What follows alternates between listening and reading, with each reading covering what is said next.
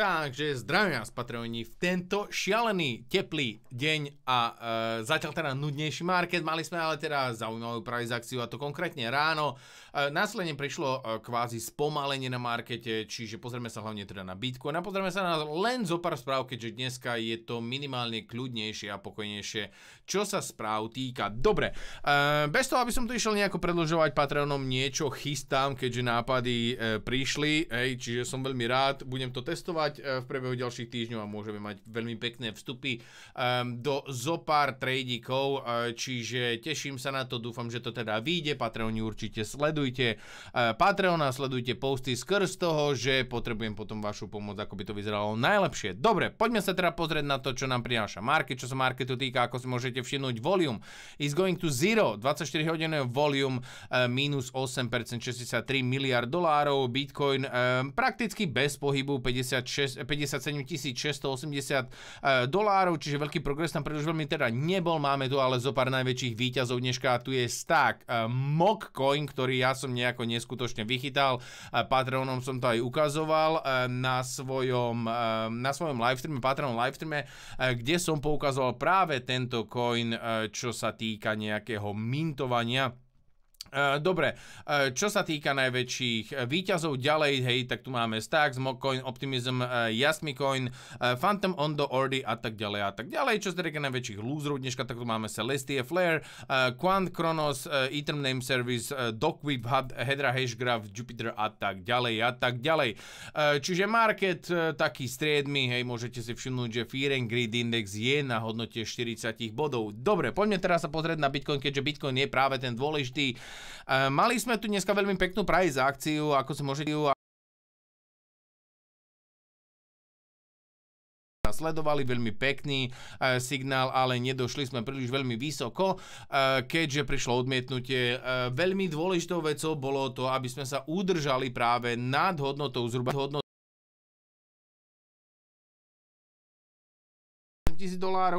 a to sme práve nevydržali, ako si môžete všimnúť. Zatvárame pod touto danou úrovňou, nie je to nič príjemné a to minimálne je skrz toho, že neudržali sme ten break toho trendu, ktorý tu bol. Už sme negatívne naladení na 45 minútov, keď na menších timeframoch to vyzerá ako keby sme chceli vyklesávať minimálne na tie supporty $57 000 až $56 000. Zatiaľ teda volatilita je veľmi slabá, ale indikátory sú jednoznačné. Stochastic RSI, RSI je nasmerované smerom dole, VT Cross takisto nasmerovaný smerom dole a máme tu aj ADX, ktorý je veľmi negatívne naladený. Už tomu stačí, aby sa to rozbehlo tak, že sa posunie tá signálna modrá línia práve smerom hore. Patreonov som upozorňoval aj na 2-hodinovku, aj na 4-hodinovku, aby si ju celkovo čekli. Na 4-hodinovke to nie je ešte úplne stratené, keďže tu máme poslednú supportovú hodnotu, ktorá musí byť ale dneska a zajtra, hockedy proste udržaná na to, aby sme pokračovali smerom hore. Nemôžeme prepadávať cez hodnotu $57 076 a práve pod touto danou úrovňou to bude už zase naberať na veľkej negativite a môže tam prísť prepad aj cez tie supportové hodnoty, ktoré som poukazoval. Veľmi pekne to vyzeralo práve dnes, hlavne tie útoky na hodnotu 200 a na 2-hodinovke a na 4-hodinovke. Hodnotou 21, ale ako si môžete,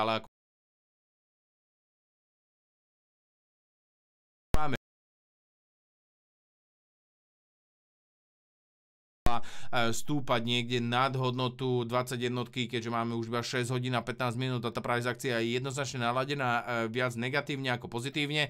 Čiže zatiaľ teda stále na tých väčších timeframoch bearish naladený, nedostávame sa cez hodnotu 200, bol tu pokus a prišlo aj odmietnutie. Toto všetko, ak to vydrží takto do zajtra, keďže zajtra by sme mali mať jednoznačne nejaký ten pohyb, tak to skôr vyzerá tak, že by sme mali ísť proste pomaličky a postupne vyklesávať práve k tým hodnotám 50 000. Zatiaľ nám nič nenaznačuje tomu, aby sme mali byť nejako extrémne pozitívni. Tie menšie timeframy mali veľmi pekný pokus, ale zatiaľ to nedopadlo úplne najpozitívnejšie pre nás. Šance tu ešte sú, ale tie šance sú stále menšie a menšie.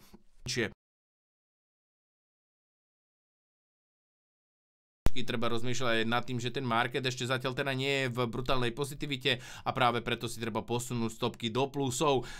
Celkovo len takéto rýchle upozornenie na Bitcoin, myslím si, že tradeov tam stále bude, príležitosť tam stále takisto je, čiže musíme si počkať, pokiaľ proste Bitcoin naberie nejako na obrátkach. Kedy by to mohlo byť Ki Yong-ju, analytik platformy, skade si tieto vlastne z CryptoQuant, tak ten napísal, že market kapitulácia ešte neskončila, je stále v progrese, čiže Bitcoin minery stále ešte kapitulujú a to znamená, že stále budú spôsobované tlaky od minerov tým, že dumpujú prakticky svoj Bitcoin, takisto aj Nemecko, takisto aj viacero krajín, stále ešte ten sentiment nie je nejako extrémne pozitívny. Z historického hľadiska, to, co sa mi veľmi páči, že to dáva prakticky aj do štatistiky z historického hľadiska, sa skončila tá nuda a to vyklesávanie a to spomalenie marketu.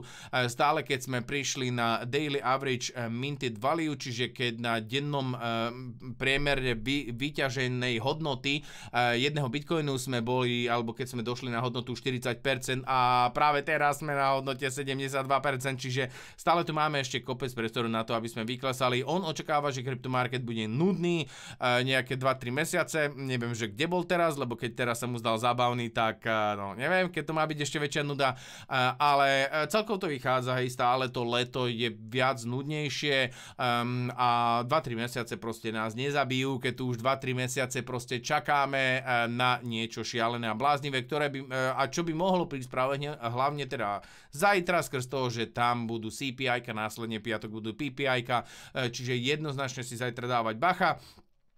Čo sa týka toho marketu, zatiaľ teda máme jednoznačnú stagnáciu aj napriek tomu, že minery a takisto aj nemecká vláda, alebo možno viaceré vlády a takisto aj možno niektorí určite dlhodobí hodleri, tí predávajú práve v týchto daných časoch. Stále sa tu nájde niekto, kto proste bude kumulovať Bitcoin a sú to práve ETF-ka, Bitcoinové ETF-ka v Amerike. Volume za dnešný deň 1 miliarda. Čo sa týka dáta ešte nemáme z dneška, ale dá sa očakávať, že tam bude, že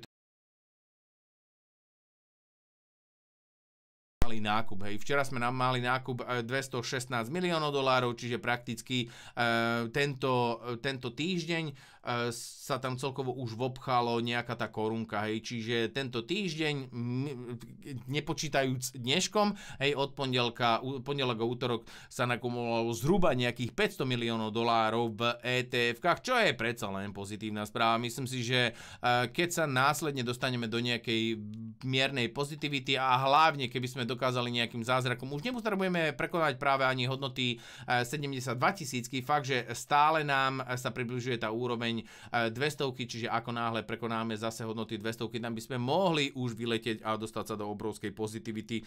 Celkovo tá pozitivita, extrémna pozitivita by mohla prísť o niekoľko týždňov, ako náhle by sme začali zatvárať nad hodnotou 21 a 30 na weekly, čiže myslím si, že hej, tá nuda nám proste nezaškodí, to, že Bitcoin prepadol práve cez tieto dané úrovne a v konečnom dôsledku by mu málo celkovo aj dopomôcť a možno aj nám to dopomôže k tomu, aby sme nakúpili nejaký dip, ak teda máme ešte vôbec z čoho nakupovať dip. Dobre, čo sa týka ďalších podstatných a dôležitých vecí je, že Bitcoin transakcie sú, alebo teda cena za transakciu je na takých hodnotách, ako to bolo v roku 2020, čo je skvelá správa skrz toho, že prakticky ideme smerom dole, čo sa týka fíčok na bitcoinovej sieti. Problémom je, že ideme aj dole, čo sa týka transakcií na bitcoinovej sieti, čiže tých transakcií sa tam nedieje nejako príliš veľmi hromadne veľa. To spôsobuje problémy, hej, hlavne pre minerov, ani nie tak pre nás. Zase ja osobne tým, že som tu fakt, že extrémne dlho a videl som ten úspech a vidím stále ten úspech Bitcoinu, aj tú potrebnosť Bitcoinu na markete, chcel by som vidieť, aby ľudia aj robili transakcie. Chápem, že veľa ľudí robí transakcie v rôznych altcoinoch, keďže je to oveľa lacnejšie a niektorí aj cez Lightning, ale takisto, hej, netreba zabúdať, že toto je predsa len líder a kráľ a keď tam nemáme transakcie, nemáme poriadne on-chain dáta, alebo teda zopár on-chain dát budú stále negatívnych, pokiaľ tie transakcie sa nezvýšia. Čiže transakcie určite by pomáhali aj marketu k tej rozvahe toho, že všetko je v úplnom poriadku a prakticky Bitcoin je využívaný na to, na čo bol stvorený. Dobre, poďme teda na ďalšie správy, čo je dneska veľkou vecou a takisto aj včera bolo veľkou vecou, je Powell. Powell prakticky zase prezrádza niečo nové, čo sa týka jeho speechu dneska a tam sa prakticky dozvedáme to, že ak by prišli veľmi pozitívne správy ohľadom trhu práce a takisto aj inflácie, že možno dávajú nejaké percentá aj vo Fede tomu, že by sa mohli znižovať úrokové sadzby v septembri.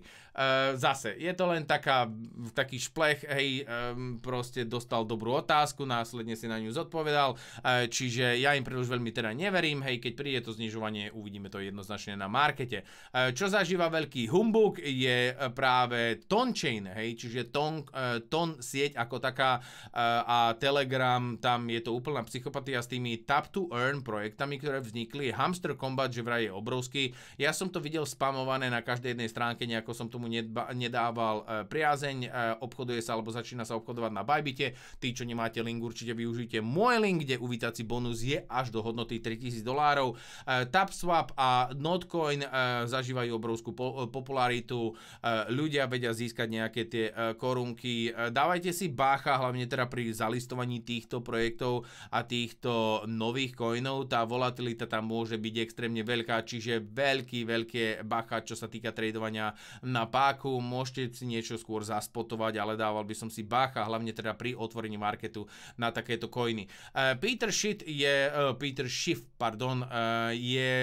niekde v Turecku a dal takýto veľmi pekný post, že som v Istanbule a pozrite sa na to, že nedá mi pokoj Bitcoin ani v Istanbule, že prakticky sa nemôžete pohnúť niekde vo svete bez toho, aby ste nevideli Bitcoin, nevideli nejakú tú reklamu, nevideli niečo, čo má spoločné s Bitcoinom a s kryptomarketom. Toto je extrémne pozitívna a skvelá správa. Aj ja vo svojom okolí a takisto aj na Slovensku a v Čechách vidíme stále viac a viac vecí okolo Bitcoinu. Viacero ľudí už o tom aspoň vie. Dúfajme, že teda viac ľudí začne investovať do toho. Peter Schiff prakticky ten musí chytať mini panic attack, a hlavne teda keď vidí Bitcoin prakticky od roku 2013, kedy ho hejtuje, proste ho vidí úplne všade. A to musíte mať nervy zo železa, aby ste videli Bitcoin prakticky stúpať od nejakých $150 na hodnotu $72,000 a na terajších $57,000. Následne Peter Schiff nezabudol podotknúť, že proste aj tak nie je pozitívne naladený voči Bitcoinu a že